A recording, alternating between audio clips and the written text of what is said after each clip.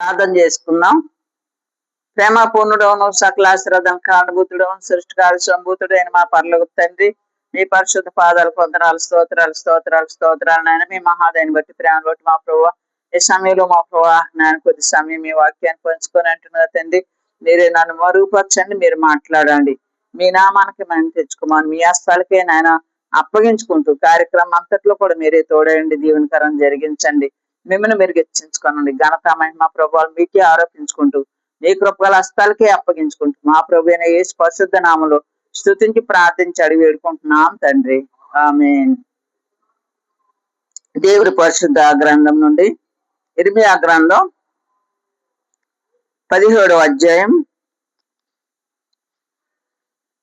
9వ వచనం చదువుకుందాం. హృదయం అన్నిటికంటే మోసకరమైనది, అది ఘోరమైన వ్యాధి కలది, దాని గ్రహింపగలవాడు ఎవడు. కనుక దేవుని ప్రియులైన మీ అందరికి నా హృదయపూర్వక వందనాలు.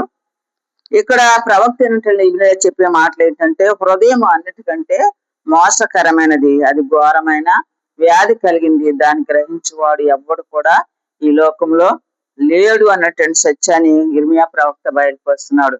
నిజంగా హృదయం చూసినట్లయితే దేవుని సంధిలో చేరినటువంటి మనము ఏ రీతిగా ఉంటున్నామో మనగా పరిశీలన చేసుకోవాల్సినటువంటి బాధ్యత మన మీద ఉన్నది.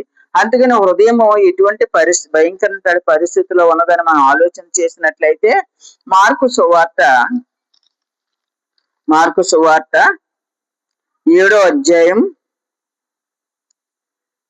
18 నుంచి చదువుతాం చూడండి. ఆయన వారితో ఇట్లనెను, మీరు ఇంత అవివేకులై ఉన్నారా? వెలుపల నుండి అనగా మనుష్యులకి లోపలికి పోవున్నది ఏది వాడిని అపవిత్రంగా చేయజాలదని మీరు గ్రహింపకున్నారా? అది వాని హృదయంలో ప్రవేశింపక కడుపులోనే ప్రవేశించి బహిర్భూమిలో విడువబడును. ఇట్లు అది భోజన పదార్థములన్నిటినీ పవిత్రపరచును, మనుష్యుని లోపల నుండి బయలు వెళ్ళినవి మనుష్యుని అపవిత్రపరచును. లోపల నుండి అనగా మనుష్యుల హృదయములో నుండి దురాలోచనలను, జారత్వములను, దొంగతనములను, నరహత్యలను, వ్యభిచారమును, లోభములను, చేతనమును, కృత్రిమమును, కామ వికారమును, మత్సరమును, దేవదోషణయు, అహంభావమును, అవివేకమును వచ్చును. ఈ చెడ్డవన్నీ లోపల నుండి బయలు వెళ్ళి మనుష్యుని అపవిత్రపరచునని ఆయన చెప్పాను.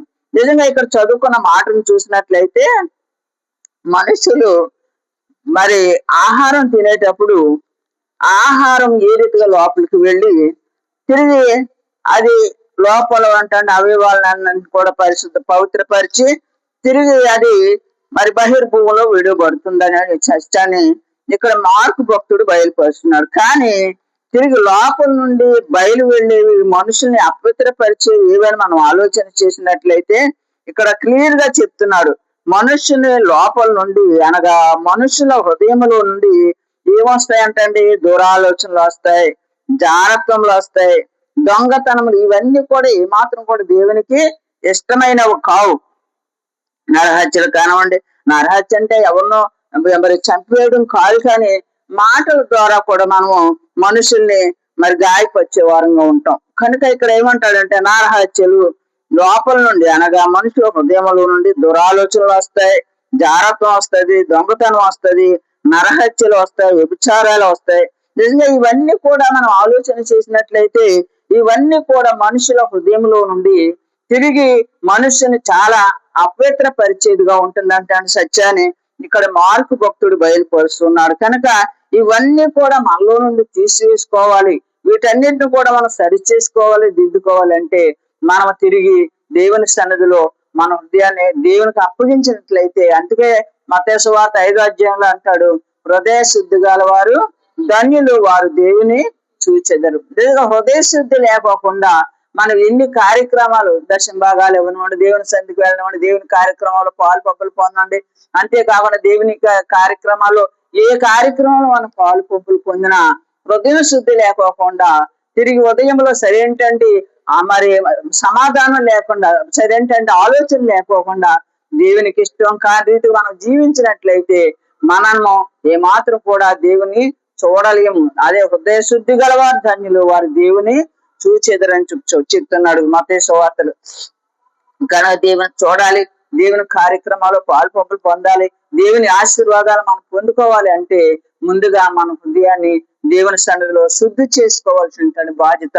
ఇక్కడ అదే మార్కు భక్తుడు చెప్పేది ఏంటంటే మనుషుల హృదయంలో నుండి అనగా మన మనుషుల ఆలోచనలు హృదయాల నుండి దురాలోచనలు వస్తాయంట. అంటే దురాలోచన అంటే అది ఏమాత్రం కూడా దేవునికి ఇష్టమైనది కాదు. తర్వాత జారత్వం అనగా జారత్వం అంటే కేవలం ఏదో వ్యభిచారమే అనుకుంటాం, కానీ తిరిగి మాటల ద్వారా కూడా మనము ఇతరుల్ని గాయపరిచే వారంగా ఉంటాం. అంతేకాకుండా తిరిగి ఇక్కడ మనం ఆలోచన చేసినట్లయితే తిరిగి దొంగతనాలు, నిజంగా ఏదో మనం పెద్ద పెద్ద మరి వాటిని దొంగతనాలు చేయటం కాదు, కానీ మాటల్లో కూడా మనం చాలా భయంకరమైన పరిస్థితులు చేస్తూ ఉంటాం. మనం ఫోన్లు మాట్లాడితే ఒక చోట ఉంటాం, ఓ రోజు మరి ఎవరైనా ఫోన్ చేస్తే వేరే చోట ఉన్నామని చెప్పేవారంగా ఉంటాం. కనుక అవి కూడా మనలో ఉండకూడదు, నరహత్యలు ఉండకూడదు, అంతేకాకుండా వ్యభిచారాలు. కనుక ఇవేమి కూడా దేవునికి ఇష్టమైనవి కావు. లోభములు అనగా లోభత్వం, ఏమాత్రం కూడా ఇతరులకు పెట్టే స్వభావం లేకుండా ఏదో మనమే తినాలి, మనమే త్రాగాలి, మన కుటుంబమే బాగోవాలి అనేటువంటి ఆలోచన కలిగినటువంటి వారు కూడా ఇక్కడ మరి ఏమాత్రం కూడా దేవునికి ఇష్టమైనటువంటి పరిస్థితి కాదు. కనుక లోభములు, చెడుతనములు, కృత్రిమములు, కామ వికారములు, మత్సరములు, దేవదోషణయు, అహంభావము, అవివేకమును వచ్చును అని చెప్పి నిజంగా ఇవన్నీ కూడా ఏమాత్రం కూడా చెడ్డవన్నీ. అందుకని ఇక్కడ ఏమంటాడంటే ఆఖరి వచనంలో ఏమంటాడంటే 23 అంటాడు, ఈ చెడ్డవన్నీ లోపల నుండి బయలు వెళ్ళి మనుషులను అపవిత్రపరిచేవిగా ఉంటున్నామంటాడు. కనుక ఈ యొక్క భయంకర స్వభావాలన్నీ కూడా మనలో మారు మనసు పొంది బాప్తిసాలు తీసుకుని దేవుని పిల్లలమని చెప్పుకుంటాడు. మన జీవితాల్లో ఈ భయంకర స్వభావాలు మనలో ఉన్నట్లయితే ఏమాత్రం కూడా దేవునికి అవి ఇష్టమైనవి కావు. అందుకే ఈ చెడ్డవన్నీ కూడా మనుషుల్ని అపవిత్రపరిచేవిగా ఉంటుంది అంటే సత్యాన్ని దేవుని లేఖం ద్వారా బయలుపరచబడుతున్నారు. అందుకని మంచి మాట ఏంటంటే మనుషులను నమ్ముకుంటు కంటే యెహోవాను ఆశ్రయించటం మేలు, రాజులు నమ్ముకుంటు కంటే యెహోవాను ఆశ్రయించటం మేలు. కనుక ఈ లోకంలో ఏ మనుషులు కూడా నమ్మదగిన వారు కారు, కానీ దేవుడు ఒక్కడు మాత్రమే నమ్మదగిన వాడు. కనుక ఆ నమ్మదగినట్టు దేవుడు మన పట్ల దేవుడు కార్యాలు జరిగించాలంటే మనలో అంటే లోపాలన్నీ, దేవునికి ఇష్టం కాని లోపాలన్నీ కూడా మనం సరి చేసుకుని దేవుని సందులో నిష్కల్మషమైనటువంటి హృదయంతో దేవుని స్తుతించినప్పుడు దేవుడు నిజంగా మన ప్రార్థన ఆలకిస్తాడు, మనం చేసినటువంటి మనవలన్నీ ఆలకిస్తాడు. అంతేకాకుండా మన పట్ల కూడా దేవుడు గొప్ప కార్యాన్ని, ఆశ్చర్యకార్యాన్ని జరిగించే శక్తిమంతుడు. అందుకని మంచి మాట ఏంటంటే తిమోతి పత్రికలో తిమోతిని కూడా పౌలు హెచ్చరిక చేస్తాడు. చూడండి తిమోతి పత్రిక, టైం అయిపోయిందమ్మా. తిమోతి పత్రిక మొదటి తిమోతి పత్రిక మొదటి అధ్యాయం 4వ అధ్యాయము 11వ వచనం చదువుతాం. చూడండి, నీ యవ్వనమును బట్టి ఎవడును నిన్ను తృణీకరింపనీయకము గాని, చూడండి, మాటలోను ప్రవర్తనలోను ప్రేమలోను విశ్వాసములోను పవిత్రతలోను విశ్వాసులకు మాదిరిగా.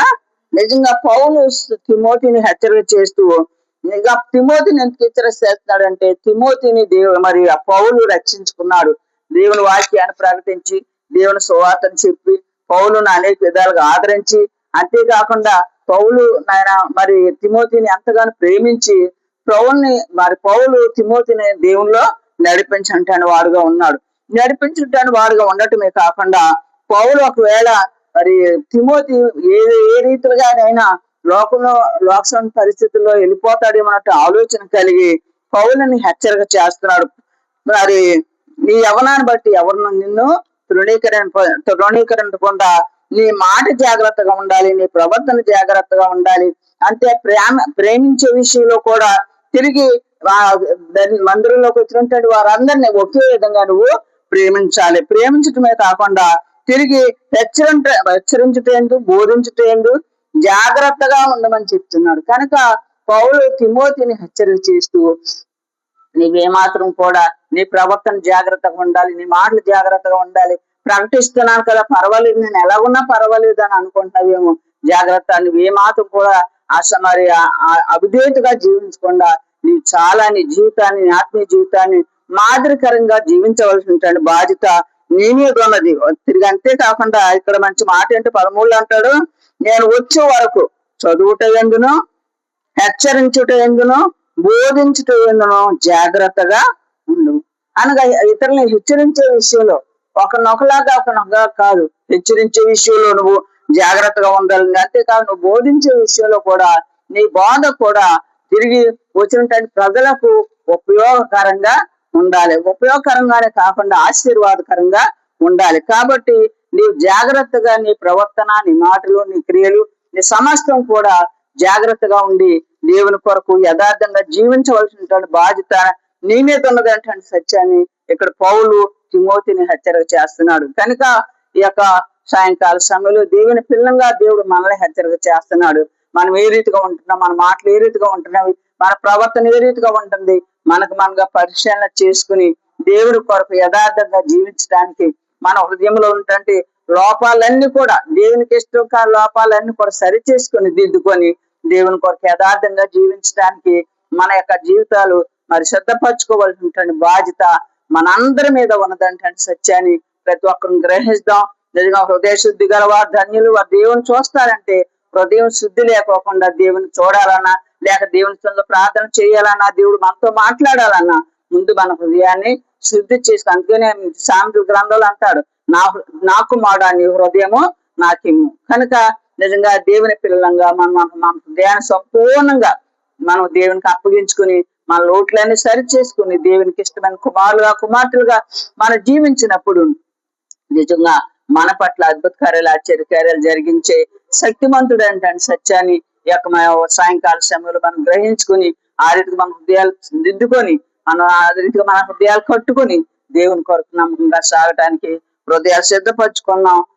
దేవుడు అట్టి కృపను మన అందరికి ఇచ్చి నడిపించును గాక. ఆమేన్. ప్రార్థన చేయమంటారా? దయానిధుని మా పరలోకపు తండ్రి, మీ పాదాలకు అనేక స్తుతులు, వందనాలు, స్తోత్రాలు నాయన. మీ మహాదయాన్ని బట్టి, ప్రేమను బట్టి మా ప్రభువా దేవ హృదయం అన్నిటికంటే మోసకరమైనది, అది ఘోరమైన వ్యాధి కలిగింది, దాన్ని గ్రహించుకోవాడు ఎవడైనా మా ప్రభా. ఇర్మియా ప్రవక్త బయలుపరుస్తున్నాడు ప్రభు, ఈ పాదాలకు వందనాలు.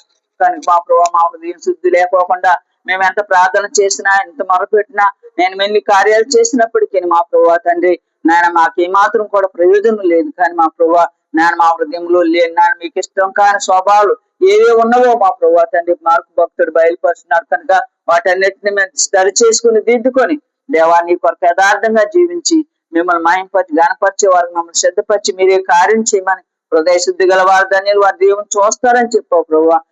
మేము హృదయ శుద్ధి లేకోకుండా ఎంత ప్రార్థన చేసినా, ఎన్ని కార్యాలు చేసినా ప్రయోజనం లేదంటే సత్యాన్ని మేము గ్రహించుకుని మా హృదయాన్ని శుద్ధి చేసుకుని ఆయన నిర్మల అంటాడు హృదయంతో మిమ్మల్ని స్తుతించి గణపరిచి మీ సందులో ప్రార్థించి మీ ద్వారా తగిన ప్రతిఫలం పొందుకునే కృప మాకు ఇచ్చి మీ నామానికి మేము తెచ్చుకోమని మా ప్రభువైన యేసు పరిశుద్ధ నామములో స్తుతించి ప్రార్థించి వేడుకుంటున్నాం తండ్రి. ఆమేన్.